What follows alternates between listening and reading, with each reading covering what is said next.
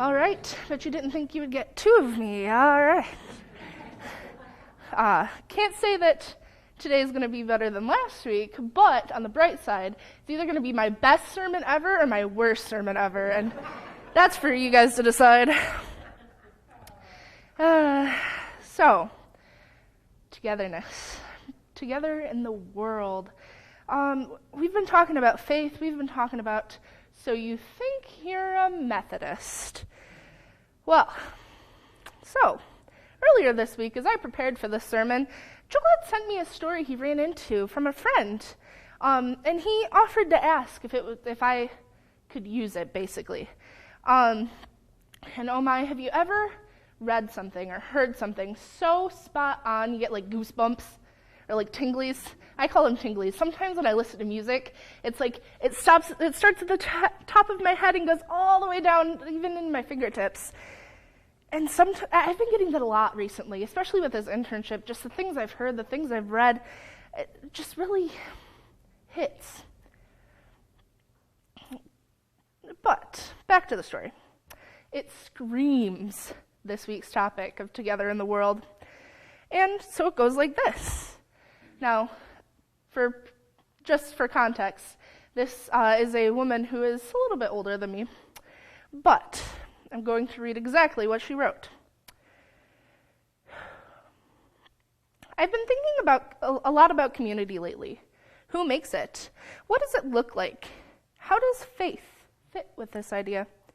My pondering started when I heard folks at a large denominational gathering speak about young people as the future of their church. And it didn't sit right. That phrasing, frankly, it's incorrect.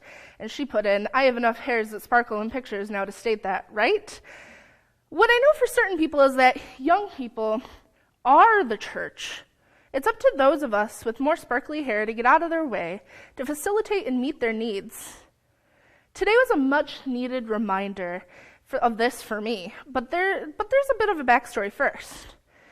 As he and his friends were driving up to Lake Louise from Indiana just over 2 weeks ago, one of my campers received a call that his mother had passed, unexpectedly. The young men in the car with him brought him to camp as they frantically texted adults they trusted. I'm not sure that at 17 or 18 I would have known what to do if it were my friend receiving a call like that. But these young men reached out for support so they could support their friend. They were closer to camp than home, so they kept driving. When they arrived, we talked to the camper about what he wanted to do. As one would expect, he was pretty numb, and he said he thought he wanted to stay.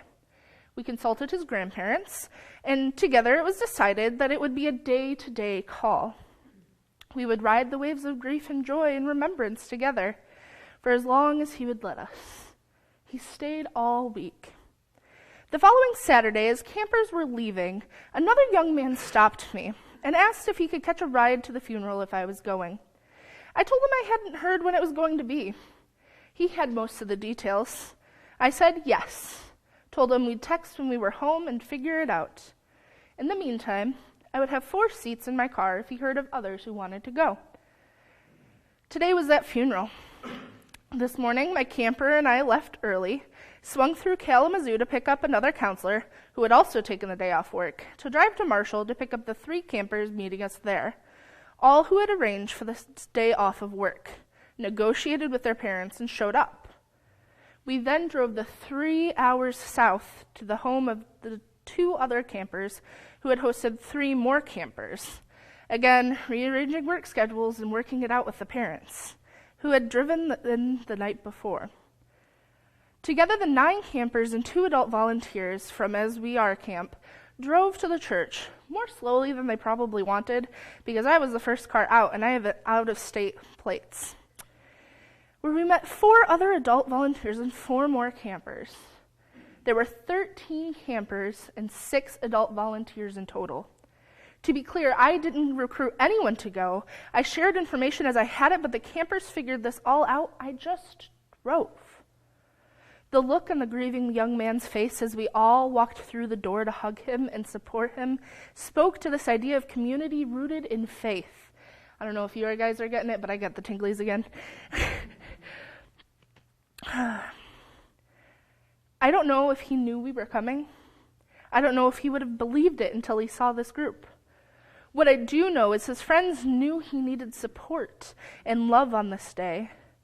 They asked for the tools to make it happen, and they followed up until it did. That's faith in action. That's loving your sibling in the way Jesus was talking about. That's what happens when we pay attention to young people. They teach volumes, quietly and unabashedly, even or more, maybe especially when they don't have the just right words. They show up. That sounds like an awful lot like what church should be and can be. At the very least, it's the faith community that is camp. Did you hear that? She had 4 seats in her car and offered them to others. And it was from camp. I found the connection there from last week's sermon when I was like, if you have more than 1 seat open, offer it to others. But it fit just like a glove, and isn't that just beautiful? In a time where we're all currently struggling to feel together, whether as the, capital V, church, as our country, or even how to bridge in-person worship with online to keep everyone involved after the aftermath of 2020, thanks COVID, where gas prices, while slowly lowering down now, are through the roof. And I'm sure anyone there could have said, oof, sorry, man, I got something else I gotta do. 13 campers and 6 adults took their time and their energy to go 3-ish hours away for a funeral of a mother they didn't even know. Many of us might send a card or maybe some flowers. Would an edible arrangement be appropriate for this? Perhaps not. But these young people saw where their friend needed them, and without outside pressure. And I doubt they gained any material items or anything that the world finds beneficial for them. And the adults didn't complain. They didn't dismiss them or nitpick them. They saw this as what the young people needed. And God made it so apparent that they were supposed to be there to help. I especially liked how she stated that the young people are the church. For generations upon generations, we've said the young people are the future of this church, so please take care of them. In fact, when I was researching and looking into and praying all about last week's sermon, there was somebody I was going to talk about. I can't remember her name now, even though she's extremely important. But as one of her last words that they wrote down, it was talking about how to take care of the young people because they're our future. The young people are the future of our church, so take care of them. But look around. How are we taking care of them? Of us? How are we showing our young people we are with them? I know, but do you guys know? These aren't questions for our church, even. It's for the church. But anyway, so you think you're a Methodist, together in this world. In this current time, for my TikTok and maybe Facebook Reel people, there's a sound. It goes, funny. Not funny, haha. Funny, weird. As we, the capital V church, have been struggling with it, and all Christians have since the beginning of it all, really, we as humans tend to like our separations, yet hate them because who really hate them. But you know who really didn't like them? John Wesley. Wesley hated separation. In fact, he held it that it was the Methodists' peculiar glory that they resisted separating from the Church of England and founding a new denomination. But as other churches started to reform, John recognized Christians' inability or unwillingness to live in communion with each other. That there were many different reasons that were tossed around to why the church was reforming, but he put the pretenses for separation may be innumerable, but want of love is always the real cause. Want of love is always the real cause. This age-old failure to love creates a grave problem for the church's efforts in evangelism. Our failure to love one another amidst the often difficult, unpleasant changes of life really contradicts or disguises all our sermons and encouragements about God loving us. Wesley would despise a denomination that has lost its roots in the mission of Reformation and had become instead little more than a religious club. But we did not celebrate schisms, but instead, we as United Methodists should celebrate the Reformation by living reformed lives that reflect the power of our God, not only to pardon sinners, but to cleanse them as well. We continue our mission of provoking one another to love and good works. We don't do this by keeping to ourselves, like a pile of salt in the corner, or celebrating our separated existence. Rather, it's our peculiar glory to exist only for the sake of the whole church, for the sake of provoking each other, even in other churches, other denominations, to love and do good works. And to celebrate the Reformation as United Methodists is to celebrate the God who refuses to accept the separation, the division, the conflict that sin occasions. It is to celebrate the God who does not just pardon sinners, but who also purifies, breaking down dividing walls, overcoming hostility, healing the brokenness that is sin. For the sake of provoking each other to love and do good works. John Wesley often used that verse to encourage his followers to do so. So how do we do this? Provoke. I tend to hear more of that in a negative way. Oh, well, the violence was provoked. But how does one provoke in love? Well, I believe that Jesus wasn't a do as I say, not as I do kind of guy. He continuously led and leads by example. And as we become more refined into the image of Christ, we shall also lead an example. So looking more into provoking love and good works, only love can awaken love. Only humility and patience can stir up good works. Much like a bitter word stirs up bitterness, and another, while honest word, provokes thoughtfulness. And a kind word awakens kindness, but the hard and unloving word of a virtue, said with the weight of its own dignity, stirs up anything but virtue.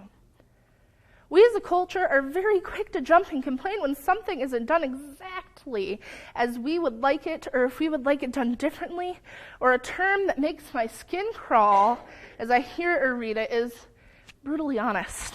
Gross. There's nothing wrong with being honest, but why can't we be thoughtful and kind when we say things?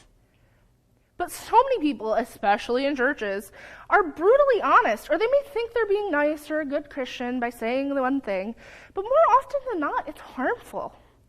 It adds to the fear people already have in and around the church, that we actively work for that fear to dissipate, because with fear breeds secrecy. And if we live in that fear and end up trying to keep our Christianity as a secret, it's impossible. You are either going to kill the discipleship with the secrecy, or kill the secrecy with your discipleship. Fear is one of the main reasons churches are becoming more and more barren. People, young people in particular, hear the horror stories of how others were treated, or they know personally how people in and out of the church treat them. I cannot tell you the amount of times I have heard the words, "I hate Christians," with a few unholy words sprinkled around in there from when I was a kid to especially around the event that happened this past June. Another thing that tends to keep people away from attending church is fastidiousness. That's a big word, fastidiousness. Or shrinking away from those that are not like yourself, excessively particular, critical, or demanding, hard to please. See also, choosy, discriminating, fussy, critical, demanding, nitpicky, and particular. Fastidiousness. To some, congregations might feel like a club more than a church. We often are overjoyed to see new people and look a little closer and, oh, they don't look like us, or they don't act like us. could come in a number of ways, or maybe fastidiousness could come in a number of ways. Or perhaps you've looked for that perfect church, and you might have went to a different church at some point, and they again look different, or they act different, or God forbid they praise differently than us. But there's no such thing as a common person in the sight of God. It was for all, not for the quote-unquote respectable people that Christ died. And we must encourage one another. First off, we are Christians not only for our own sake, but for the sake of others. No one has ever saved their own soul who has devoted their whole time and energy for saving it. But many a man has saved it by being so concerned for others that he forgot that they have forgotten. But many a man has saved it by being so concerned for others that he forgot that they have a soul to save as well. It's easy to slip into selfish Christianity, but a selfish Christian is a contradiction in terms. However, our words matter. The world is full of contradictions.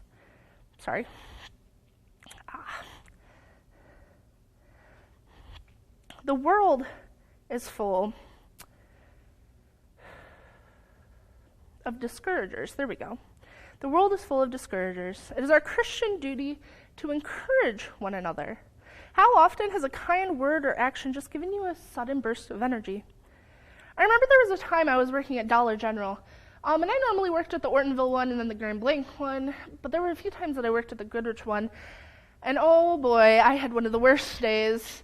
There was this problematic customer and that problematic customer, and I couldn't find the manager, and then all of a sudden the helium is just spilling. It can't stop. It's just going and going. I don't know what to do.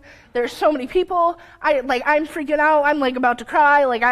I just got to keep doing my job. Got to keep doing it. Now this lady, I wish I would have gotten her name. She came in, and I had already checked her out 10 minutes beforehand. But she came in and she was like, "Hey, you sing at that church?" And I was like, "That one over there?" And she was like, "Yeah, I think so. Yeah." She's like, "A year or so ago, maybe, I think I was there and I heard you sing. I think it was Hallelujah. And I just wanted to say, you have the most beautiful voice. You gave me goosebumps. I was crying a little. It was just so beautiful. Please keep singing." And there was that sudden burst of energy. That was that little knock on the door going, "Hey, just so you know, you're not alone. Hey, just so you know, it's okay. It's okay." Blessed are the encouragers.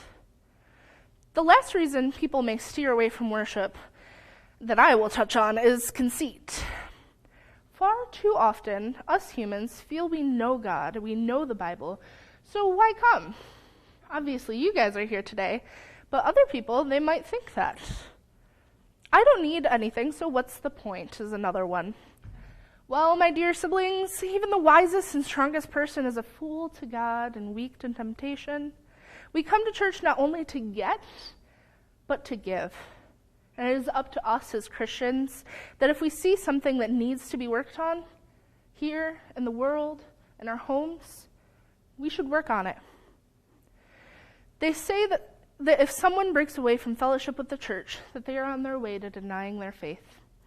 And the way this book from about 1955, and the other book I was reading a lot this week was 1975, copyrighted, shows us that this man got some tongs, and he used them to grab a coal that is burning in the fireplace.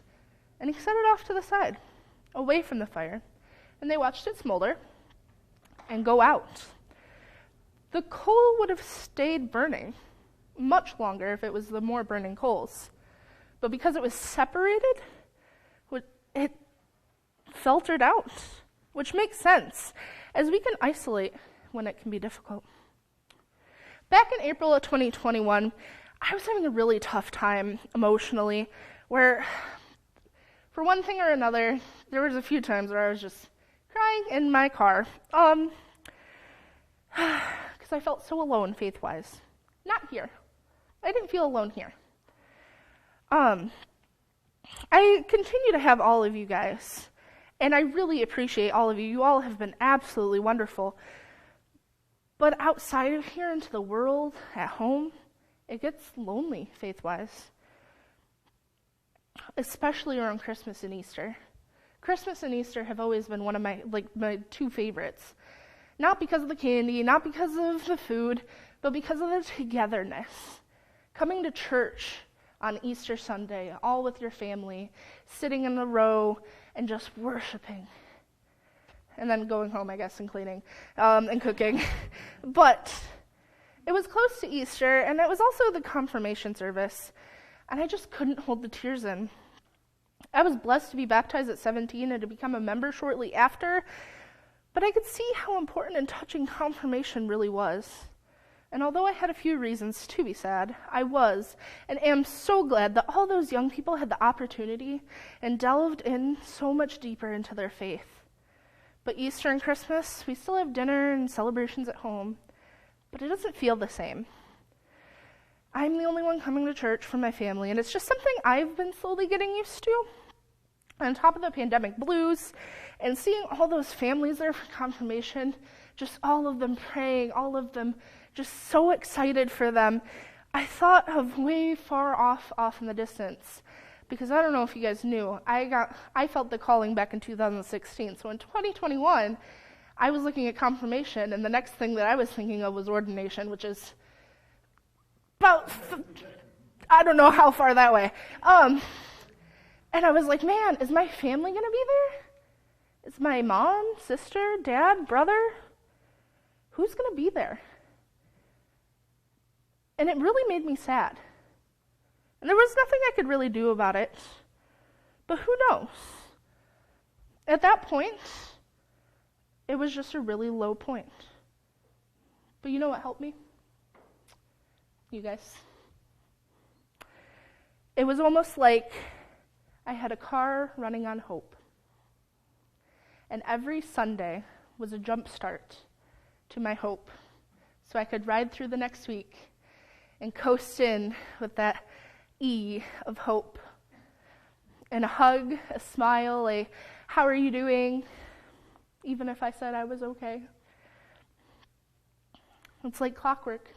I would roll in on Sunday on E, get that battery of hope jump started, and I could handle it the rest of the week. I could handle the rest of the week. And that's what church is. And most importantly, what Christians should be. The jump starters of hope. Not here, not just here, not just at home, not just at the grocery store or work, or I'm going to say it again, the bar, but everywhere. We are the jump starters of hope together in the world. Amen.